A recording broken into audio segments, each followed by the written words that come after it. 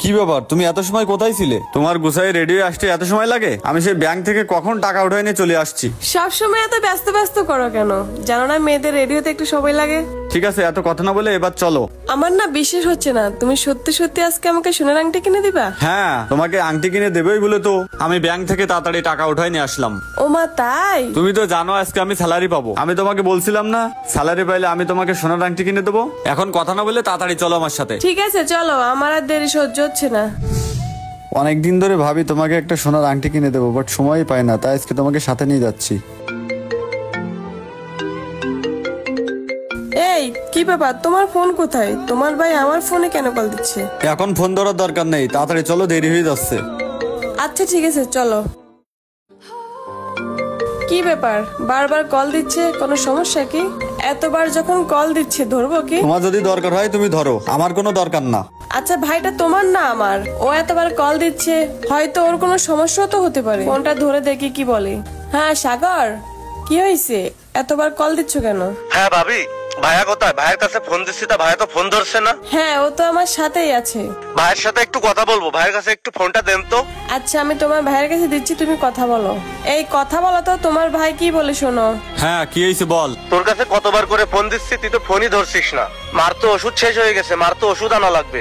আর এদিকে আমার form fill আপের ডেট চলে যাচ্ছে, আমার ফর্ম ফিল আপের টাকাও লাগবে। মা অসুস্থ, বাপ অসুস্থ, তুই পরীক্ষার ফি দিতে পারতেছিস না, তা আমার কাছে ফোন দিছিস কেন? কেন আগের মাসে তোদের টাকা দিছি না? হ্যাঁ, আগের মাসে তুই তো টাকা দিছিলি, সে টাকা দিয়ে তো মার ওষুধই কিনতে পারলাম না সব। আর আমার ফর্ম ফিল আপের টাকা লাগবে। আর ফোন দিয়ে শুধু তোরা টাকা টাকা করিস কেন? টাকা ছাড়া কি আমার কাছে ফোন দিতে পারিস না? সবসময় ফোন দিয়ে এলি শুধু টাকা টাকা করিস, সেই জন্য তো আমি ফোন ধরি না। এখন ব্যস্ত আছি, ফোন দেখ। ঠিক আছে চলো শোনা। আচ্ছা তুমি তোমার ভাইয়ের সাথে এভাবে কেন কথা বললা? একটু ভালোভাবে কথা বললে তো পারতা। তোমার আমার ভাইয়ের বিষয় এত বোঝা লাগবে না, যে কাজে যাচ্ছি সেই কাজে চলো। আচ্ছা ঠিক আছে চলো।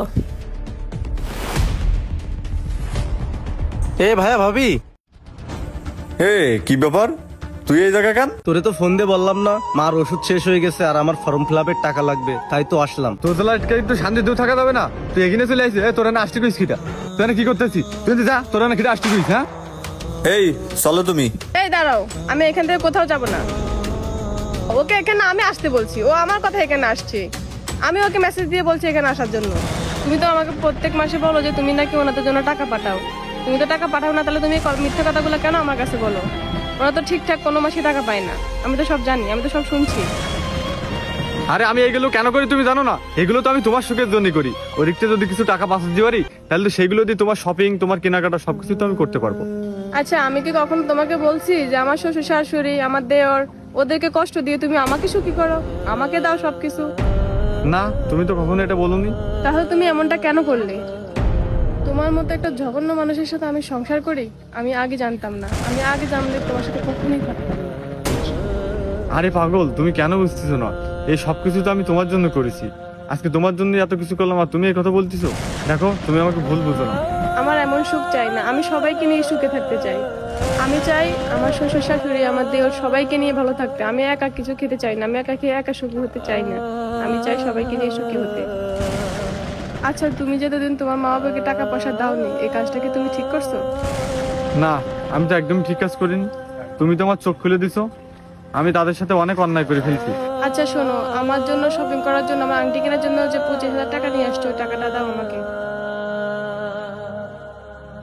এই নাও সাগর, ধরো তোমার ফর্ম ফিল আপ, মায়ের চিকিৎসা এবং বাকি যাবতীয় সকল খরচা এই টাকা দিয়ে করো। আর এরপর থেকে প্রত্যেক মাসে এসে আমার থেকে টাকা নিয়ে যেও। আচ্ছা ঠিক আছে ভাবি। ঠিক আছে যাও। তাহলে থাকেন, আমি গেলাম। ভাই, আপনারা অন্যের মেয়েকে দোষ দিয়ে বাদ দিন। কোনো বৌমা চায় না তার শ্বশুর শাশুড়ি অবহেলায় থাকুক, তাই নিজের সন্তানকে সুশিক্ষা দিন। আর ভিডিওটি ভালো লাগলে অবশ্যই শেয়ার করবেন।